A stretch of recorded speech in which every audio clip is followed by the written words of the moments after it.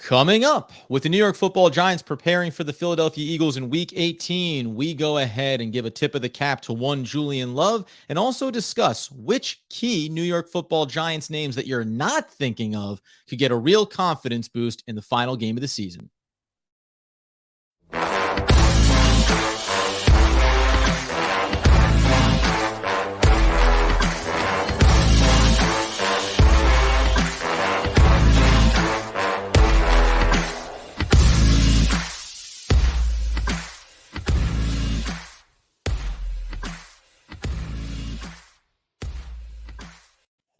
Yes, my friends, it's OGP, the One Giant Podcast, where we are your hosts. Over here, Adam Armbrecht. Over there, Andrew Makowitz, who is healthy, wealthy, and wise, as always.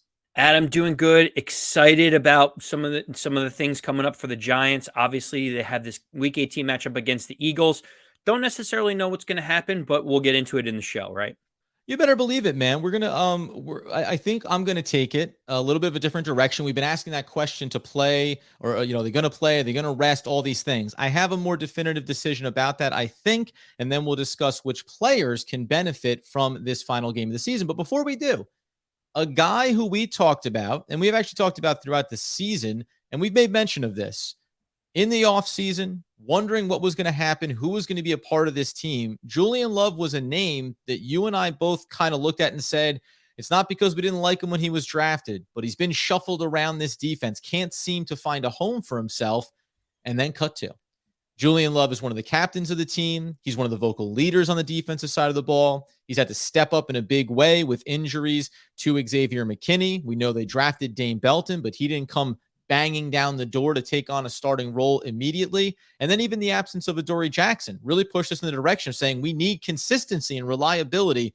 Julian Love has been that every step of the way, and he was awarded with the George Young Good Guy Award. I mean, Adam, you mentioned it. It is worth noting, in the offseason, we kind of said, is there a role for Julian Love? We don't necessarily know where he's going to fit in. Boy, were we wrong. Hand up. It feels like the transformation of Julian Love is alive and well. I think one of the interesting things, you mentioned it, we talk about Jabril Peppers leaving the team. We talk about Logan Ryan getting cut. We talk about Xavier McKinney getting in his ATV accident. The secondary has been all over the place for the Giants, especially at the safety position. Yeah. Julian Love really provided some stability, some consistency, and leadership in an area that Giants desperately needed after letting go of these veterans in the offseason.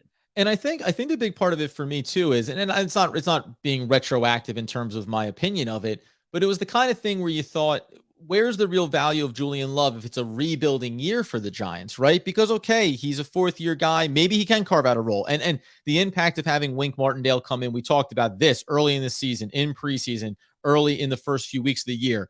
His defensive acumen and taking players and their skill sets and finding different and creative ways to utilize everyone has certainly changed perceptions on a lot of guys too.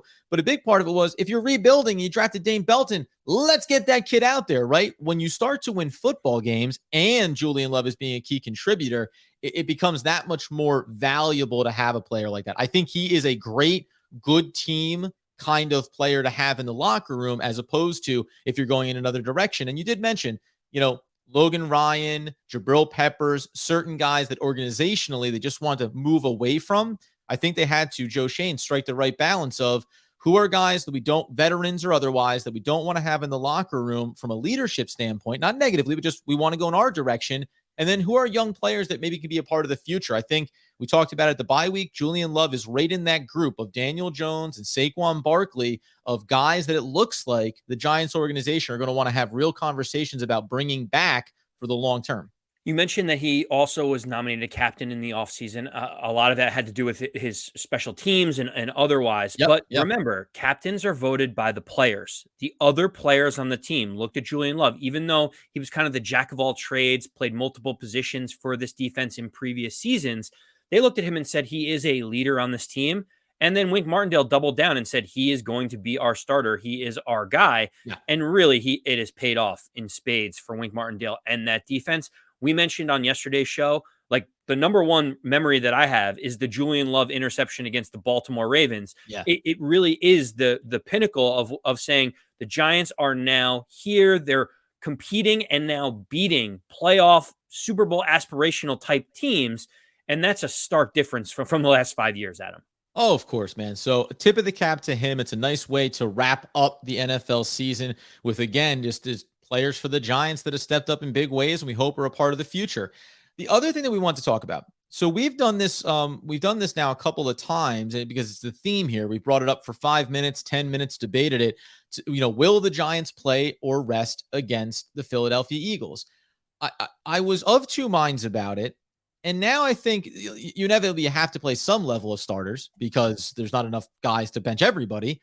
But I think more importantly, in this game coming up is less about the key starters. So if Saquon's going to play for a series or something great, or Daniel Jones, etc., you want them to feel in rhythm. You mentioned Saquon saying, I'm preparing to play. Doesn't really speak volumes about thinking that he's going to play. I actually think that it's far more critical for some backup players to get key reps because there's a good chance they may be needed over the course of the playoff run. So I thought offensively and defensively, let's just kind of throw out two guys on each side of the ball that we think this game could be valuable for you. You let me know, man. I got two guys on the offensive side that I think are very interesting to look at. Where do you want to start? Yeah, so I think the first one that I'll start with, let's start on the offensive side of the ball. I think, it probably goes without saying, and you may say that I'm crazy, but Kenny Golladay is going to get a ton of reps while he's out there. And while he may be gone, Adam, and he may not have a chance to do anything, he is not one of the starters for the Giants. And so for me, it's like, can he show that he's still motivated? Can he show that he can still contribute in any capacity? We've seen the wide receiver room lose Colin Johnson, Sterling Shepard, Wan'Dale Robinson. We've seen injuries to other guys like Richie James getting concussions. There is a world where he may have to step in and play if something happens to, say, Isaiah Hodgins. I'm just curious to see if he's motivated enough, knowing that he's probably out the door at the end of the season. So I'm curious to see how it looks with Kenny Golladay. It's not a bad take. I'm going to go away from it for the simple fact that Kenny Golladay is not going to be a factor in the playoffs for the New York Football Giants. When it comes to the playoffs, I'm going to look at, and if I wanted to go non-playoff, critical, I wouldn't hate seeing Khalil Pimpleton get some reps. We all know he's my guy. I want to get a little flavor. But Marcus Johnson would be the guy that I look at because he's a guy that's played for the team. He's gotten reps. And if we're thinking about the playoff run, if something happened to a Darius Slayton, to an Isaiah Hodgins, if you needed a guy to step in, I personally think that the coaching staff is looking at Marcus Johnson far sooner than they're looking at Kenny Golladay because he flat out hasn't played any games, right? There's been some health with Marcus Johnson. He's been overtaken by Isaiah Hodgins. And right now it's the Isaiah Hodgins, Darius Slayton, Richie James, three-headed monster at the wide receiver room. I think that Marcus Johnson is a guy, hey, catch a couple of balls, just, have 4 targets, make 3 catches, and just feel like you're ready to step in and step up if you need to. And I'll go ahead and give me your feedback. Go ahead. I think it's funny because listen, imagine I told you there was a world going into the season that I look you dead in the face and I say, Kenny Golladay has been on this roster the whole year. He has been healthy, and Marcus Johnson has caught more passes and has more yards than Kenny Golladay. Yes, you would have looked at me and been like, who's Marcus Johnson? That would have been the first question you had for me. Once the shock of who Marcus Johnson is right. goes away, you'd be like, there's something wrong with Daniel Jones, or we must be in a rebuilding year. We must get away from it. So I agree with you. He probably is next in line to be a contributor for the Giants. It's just fascinating to me that we're even saying that, considering $18 million Kenny Golladay is sitting off to the side. Oh, 100%. And I think we talked about this all year, and it's not a knock. It's, there were several times when you would bring up that price tag that's associated with Kenny Golladay, and it was understandable. And also at a certain point, it's like, it just doesn't matter anymore. Like, he's just a guy. You ignore the dollar signs and you think about if he's being productive inside of this room. The other position that I think could be critical here, it was funny. I was going to look at the offensive line at a certain point, and the only guy that really jumped out was Tyree Phillips because he's filled in admirably at times. And quite frankly, as good as Evan Neal has been in his rookie year, right? So you want to see him play well if he's going to be in a fill-in spot, but I almost feel like that's consistent. I'm not going to mention Matt Pert because I don't think it's going to look good no matter what you do with him at this point. I think the tight end position, becomes really important. Remember, the Giants went out and picked up Nick Vanette, and then they also had Lawrence Cager, who had a couple of step-up times, came into that starting role when Bellinger was down. He's a more athletic tight end, can get out there and be a pass catcher. Again, if we're thinking about the playoffs and if we're thinking about the Giants and offensive coordinator Mike Kafka and these little wrinkles or possibilities, a guy like Marcus Johnson, I think that's a safety valve. But a guy like Lawrence Cager, or maybe it ends up being Van Nett because they picked him up, just this little, oh, maybe you weren't paying attention to the second or third string tight end on our roster, and all of a sudden one big play for a guy like Lawrence Cager over the middle could be the difference maker in one of these games. So I'd like to see the tight end backups see a little bit of that. And if you look at the depth chart, Daniel Bellinger, if you're going to save him, and you probably should because he's a rookie and he's had injuries this year, those two tight ends are going to see reps in this game. Yeah, I mean, it is interesting. I looked at the offensive line as well, and I don't know. I feel like we'd be forcing it to say, like, we need to see Matt Pert show out. Either When the it's like, starters start or it's all over. yeah, the starters are going to be there. There other positions you have a little bit more of a rotation, like people can see the field. If Matt Pert comes in a playoff game, something has gone wrong for the Giants. Obviously, Yes. the only other person I would mention on the offense that may have an opportunity to do something in limited snaps would be Gary Brightwell. You think about the Giants wanting to dictate the run game, right, Adam? You think about Saquon Barkley's obviously the focal point. Matt Breida has shown to be a competent number two, but every Giant fan knows that when Gary Brightwell runs the ball, he runs like it's the last time he's ever going to get a carry in the NFL. And a lot of people can appreciate that. There may come a time, whether it's on special teams, in the return game, or it may be, we need to spell Saquon and we need to run some tough yards up the middle. Don't be surprised if Gary Brightwell looks pretty good in this last, week 18 game against the Eagles, and you say maybe he warrants getting a handful of touches when, in the playoffs if Saquon Barkley needs a rest. Yeah, the other thing that I wonder about, and this is something I don't want to overstate it because I don't want to be inaccurate around the ability to call up and send back down guys from the practice squad.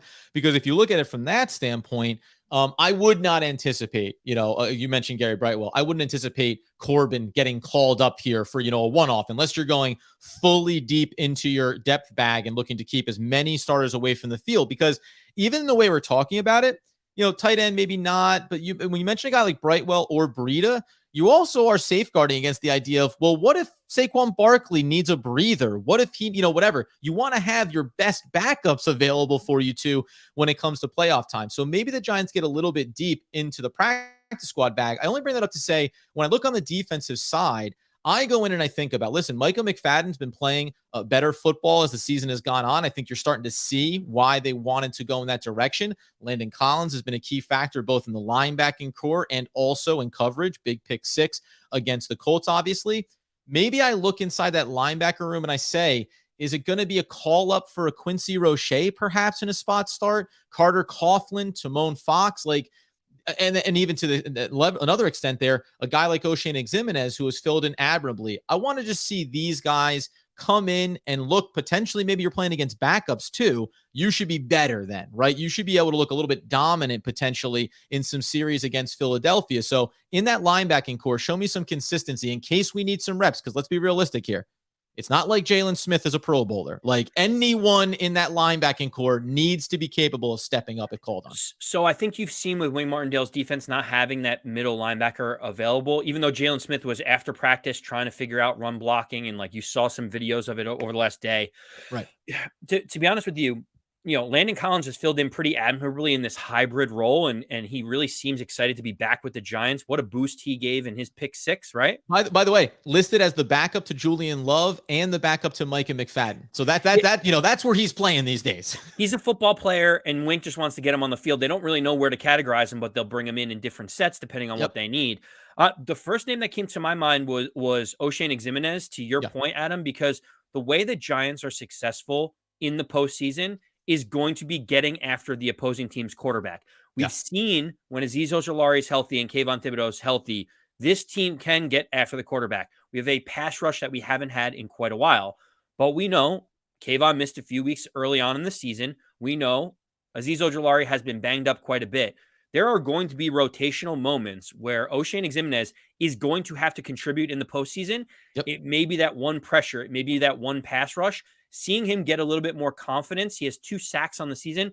he may need to be someone to get a critical sack in a critical moment against a team like the Minnesota Vikings. Well, let's be honest. It doesn't even, I agree with you. It's like, doesn't even need to be the sack or the big pressure or whatever. It just means come in and be consistent, right? Have there be a swing pass out of the backfield where you stunt down towards the line of scrimmage and then recognize and get outside and help wrap that play up, right? Like some of it is just don't come onto the field for a rep or two. And I think O'Shane has really showed big growth underneath Wink Martindale. This falls into more of like the if some deeper depth guys were out there. And by the way, it's week 18. Doesn't need to be a problem this week. But in the playoff picture, it's like, hey, if I needed you for a rep or two, could I rely on you to get the job done and not have it be, boy, when this one player came off the field, all of a sudden we were a leaky sieve. And in that vein, maybe even whether you want it to be a Justin Ellis, a Ryder Anderson, right? Someone inside of there, you want to put Mondo into that mix, just knowing that, hey, Dexter Lawrence, if there's one guy that shouldn't say, I don't care who's playing, you probably shouldn't let Dexter Lawrence see the field. Because one, I don't think it matters if he's like repped up or ready to go. I don't think he needs that for consistency's sake. And if he were to miss or not be able to play or suffer an injury, he is as critical as anyone on this team to their success, because we've seen what that defensive front looks like when he is not on the field. Yeah, he is.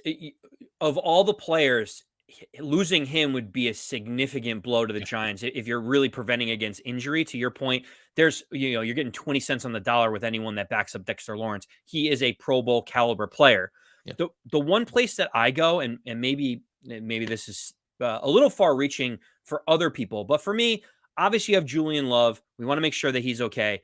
Behind Julian Love, you have Jason Pinnock, who has performed admirably since coming over from the Jets. He has a 62.9 Pro Football Focus rating. I think he's going to be a contributor, but Adam, you did spend the draft pick capital and assets on our main man, Dane Belton. We did it. And to be honest, he was inactive against the Colts last week. So this could be an opportunity for him to get real practical game reps, to be able to kind of get his feet back underneath him. Had some early struggles in the season. And Adam, I know this is probably thinking too far ahead, but just keep in mind, Julian Love is a free agent at the end of the year. Jason Pinnock has played well. If Dane Belton can show that he can be a backup type of player in the safety position, maybe that gives you a little bit more comfort if Julian Love gets a Godfather offer by another team. Yeah, I love it, by the way. And so there's two sides of this. The one side of it is playoff preparation and knowing that someone can step in and contribute. And then the other side is a young player getting just getting more reps, right? Just getting reps that can be valuable when you get to the offseason and how you feel about them. And the inactives, again, I think this is the evolution of the season for the Giants. As you win more football games, as you feel like you're going to be making the playoffs, you start to look to Pinnock. You start to look to veteran guys so that you can solidify and cement what you have. I would have loved for Dane Belton. I think the injuries early in the season kind of really maybe derailed what his trajectory could have been. I'd love it for it to be that he's one of the key contributors going to the playoffs as a backup. It doesn't look like it's going to be the case, and that's okay. So there's this kind of balance of just want to see if it's a young guy, I want to see that developmental track. And if it's a backup veteran, I want to see consistency and reliability should the Giants need to lean on him. Listen, the other things that we're going to talk about when it comes to tomorrow's episode, the preview episode, we're going to take a look at, the prediction is going to be a little loose. I think Andy's bet of the week is going to be a real crapshoot for him because there's a chance that nobody plays and who knows which way he's going to go, but he's having some success this season. So you're going to want to be a part of that. Defensive touchdown last game, Landon Collins. It was 7-1 on your money. I'm not saying, but I'm just saying. There are some nuggets, diamonds in the rough that maybe we could find for everyone. Andy's bet of the week, not saying, just saying. But this week, we'll get into also then the playoff picture for everybody, right? There's a lot that can happen here. The Eagles could fall. The Cowboys could end up in the number 1 seed. What happens with San Francisco and what feels like a foregone conclusion win over the Cardinals, right? The Vikings. How's it going to shake out in the NFC? Seattle, Detroit, Green Bay, all still in that picture. The AFC, we know there's something that's going to go on there as far as how they figure out that missed game with the Bills and the Bengals. But ultimately, the back end of it, that's going to be a play-in to win for certain teams, et cetera. So we'll have a little bit of fun with that on tomorrow's show. But I do think the luxury that the Giants have right now coming into this of saying, yeah, maybe we're going to rest all of our key guys. That's not something that even I think in your wildest dreams of this season, you were never going to look at it and say, I think the New York Football Giants will have a playoff spot locked up going into the final week of the season, and they'll be able to make strategic decisions about their roster. In that way, man, this has been a 10 out of 10, 1,000 out of 1,000 perfect season as far as the agenda or goals that Dable and Joe Shane may have set and what this team has accomplished. I love it, Adam. I'm excited. Like you said, it's going to be a little bit of a high level thing tomorrow. At the end of the day, this game doesn't really matter for the Giants. There are bigger ramifications and bigger fish to fry, but the Giants have a football game. It means something, and we'll get into everything based on some of the injury reports and everything else that the Giants have over the next day or so. You better believe it. You get over to YouTube, you get over your podcast feed. That's where we're doing this thing. We're not just talking out into the ether here. You guys are seeing us. It's happening right now. So go support us as we continue our push towards 2,000 subscribers on the YouTube feed and all the playoffs long. I think what we will set tomorrow is playoff predictions once we know what happens, everyone's in, and then we'll go a little head to head for the NFL playoffs over the next month. So be sure to be tuned in for that. In the meantime, until the next time, as Andrew Makowitz would want, need, and nay, demand the people know. As always, let's go Big Blue.